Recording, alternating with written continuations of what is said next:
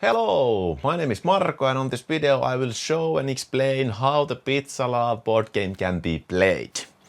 The core idea of the game is that every player has own pizza box.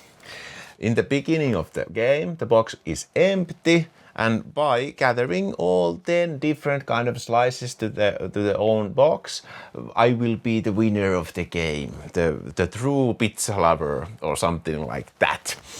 So in the beginning, the box is empty, but how I can get this kind of tasty slices to my box is by making pizzas.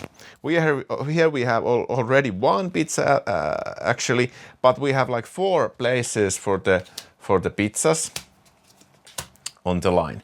I mean on the board. One topping pizza with 1 topping, pizza with 2 toppings, and also with 3 and 4 toppings. This kind of pizzas there will be. How the pizzas can be made is by if I wanna make this kind of pizza, I will need pineapple and olive on the line. Now, because the correct toppings are on the line, I can make the pizza, and after using the toppings goes back to the storage, which is on the right side of the game board. So now, when I made the pizza, I will get exactly this kind of slices to my box. Yeah. But how the toppings are played to the line is by rolling the dice. Yes, I got 5, which means that the total sum of the toppings need to increase by 5. I can bring there 5 shrimps, which is like 1, 2, 3, 4, 5. The shrimps is 5, so the number count or number is 5. Always the same color toppings goes as a stack. I cannot, for example, choose one disc. 1, 2, 3, 4, 5. I cannot make this still. This is 5 different colors of toppings, but always the same color toppings goes as a stack. Yes, so I rolled 5.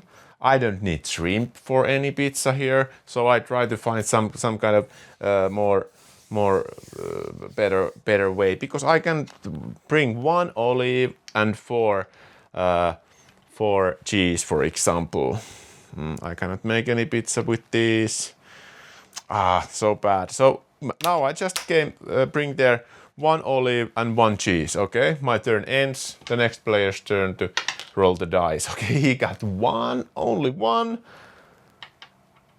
Okay, the olive is not anymore on the storage, so I cannot bring that again there. But what I can do is that I can, let's say, I move 1 olive out of the from the line to the storage, and I bring 2 tomatoes there. So now the total sum of the line of the toppings on the line just increased by 1. This can be made. Okay, I cannot make still the pizza. Now the turn now it comes to the next player's turn, and he rolls 1 again. This is amazing, I would say. But now, because the tomato is here, I really need the olive. Now I got the right toppings on the line. I can make the pizza. Toppings goes back to the storage. I get this pizza for me, and then I get olive and tomato slice to my box. New pizza will be revealed. Okay, tomato and cheese. And what is crazy? Well, I'm not sure is it crazy, but it's like a randomized effect or surprising effect or exciting effect is the monkey card. After every turn that you have made one pizza at least, 2, 3 pizzas, whatever, you turn one monkey card. What it says? Okay, this was quite nice pizza. Quite a nice monkey card. There's the number in the corner of the card. It means 3. And in rule book, there is like explanations for all the monkey cards. But I can say that you will learn quite fast the pictures what it means, because the same kind of pictures will be like with little kind of modifications at the again and again there. But 3 was this kind of there is something odd going on with the fillings. Add 1 to the number on the dice. Please note. The card can be saved and played on anyone's turn. So I can save this card for the future at this game. Yes, funny.